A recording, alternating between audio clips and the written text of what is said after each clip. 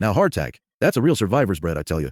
Boasts a shelf life that'll make your jaw drop. Store it right, and it'll stick around for years. Why, for centuries, it was the go-to grub for pioneers, settlers, and soldiers, all making them long treks across land and sea. This here durable bread's made from just 3 humble ingredients: flour, water, and salt. And 'cause it's so darn simple, Hardtack's not just cheap to whip up, costs mere pennies a batch, but it's also a handy addition to any long-term food stash or camping gear. All right, partner, here's what you need. 2 cups of all-purpose flour. Now mind you, don't go using that self-risen stuff.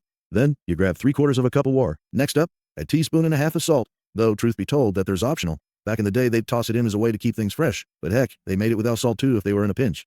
Now, this here's enough for about 10 or 12 biscuits, or crackers as some folks call them, but if you're looking to feed a whole posse, just double up on each of those ingredients, easy as pie. All right, partner, let's get started. First things first, you want to heat up that oven to about 375 degrees Fahrenheit or 190 degrees Celsius, you hear? Yeah, in a bowl, you're going to mix together your flour, water, and a pinch of salt. Once you've mixed it all up real good, that there dough ought to be just a tad dry. Shouldn't be clinging to your fingers like a lovesick calf. Now, if your mix is still too sticky for you, don't you fret. Just add a bit more flour, a little at a time, until that dough's dry enough to handle. Next up, grab yourself a roller and spread that dough out on the counter. A big old cutting board, anywhere you got space. Roll it till it's about 1/3 to 1/2 inch thick, give or take. Now, to keep it from sticking to the counter or board, you're going to want to sprinkle a little flour on that surface before you start rolling. And don't forget to dust a bit of flour on top of the dough too, so the roller don't stick. Time to cut that dough into squares, maybe about 3 inches or so. You can make hardtack biscuits by cutting the dough horizontal and vertical on that big old cutting board.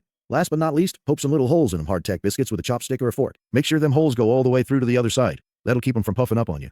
Now, y'all go ahead and place them hardtack biscuits right there on a baking sheet. Then you slide that sheet into the oven and bake them for about 30 minutes at 375. And don't forget your oven mitts, you hear? Flip them hardtack biscuits over with a spatula and bake them for another half hour. Wear the mitts now. Pull the baking sheet out of the oven, still wearing the mitts. Then use a spatula to get the hardtack off the sheet. Place some biscuits on a cooling rack so they can cool down proper.